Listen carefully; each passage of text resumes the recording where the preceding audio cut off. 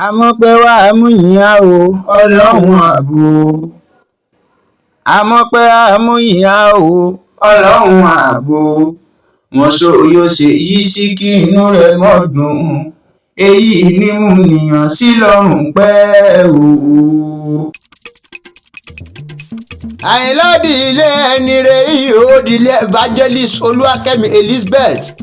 Màmá mo bá yín dúpẹ́ lọ́wọ́ Ọlọ́run ọba náà ló ṣe tẹ̀tún fi rọ́dún mímọ́ ṣe yín ká gbára yín kọ́ ó gbogbo lọ́wọ́ Ọlọ́run ọba ojúhunjọ àrùgbó abúragada búyọ òbúragada gbà awífúnni ká gbọ́ asọ̀rọ̀ sọ́mọ létè ajímọ̀débí iṣẹ́ aṣeni bó ṣe fẹ́ apàṣẹ rọrùn olúborí olórí ni àjàlókè àlòkè arẹrẹ bí ibú ojì náà gòṣògo Ọlọ́run ọba náà ní ọ̀nà ní Thomas ọmọdéyẹmí ṣe gbé mi débi ọlá àwa bá ń dúpẹ́ ò lọ́wọ́ Ọlọ́run ọba tó tún dá màmá yìí sí ẹ ti wá sọdún ọdún yìí kórìíjẹ́ ẹ tún báwọn ṣe tẹ̀mí sí tó owó tọmọ tètè níkú tí wọ́n parí wa lọ́tọ̀ọ̀tọ̀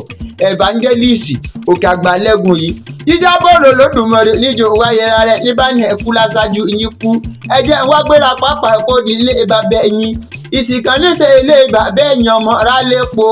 ẹ̀mọ̀ pọ̀ ọmọ epo rẹ́dẹ́ ní lójú ọmọ Àkúrẹ́ olóyè mẹ́kùn ọmọ amúdà alẹ̀ tí mo gbẹ̀nú pa ní Àkúrẹ́ lómi méjì ẹ̀pẹ̀jẹ̀jì lálà àlàkàn ti pèrí iyọ̀ aládòmí ọmọ kò ṣètò ọmọ Àkúrẹ́ kí bàbá yín mọ̀ lálà àlàyé bẹ nínú òkè iye rẹ̀ ọmọ ọlọ́jà méjì kan ná lórí ìjọ bí bàbá yín bá ná torí ta kó tán ẹ̀mọ́ náà kan mẹ̀sì anáyè ọkùnrin Àkúrẹ́ tó kó bọ̀ ó má gàdá pérín obìnrin Àkúrẹ́ tó do ó bọ̀ ó mọ ṣìmí ló pẹ̀fọ̀n ọmọ ọlọ́jà Òṣòdì anáyè ọmọ ọlọ́jà Òṣòdì anákòrú ni ọmọ wa níyàn mẹ́kùn màmá ẹ ti sọ dún yìí ó látúnjẹ ṣe tẹ̀mí sí lágbọ́rọ̀ lọ́hùn ọba kò sígbà tí ẹ lò ó láyé ẹni mẹ́kún lórí ọmọ ẹni mẹ́kún lórí ọkọ ìgbà gbogbo tí ń dùn yìí Olódùmarè níjó kan fún yín pátápátá happy birthday to you o mama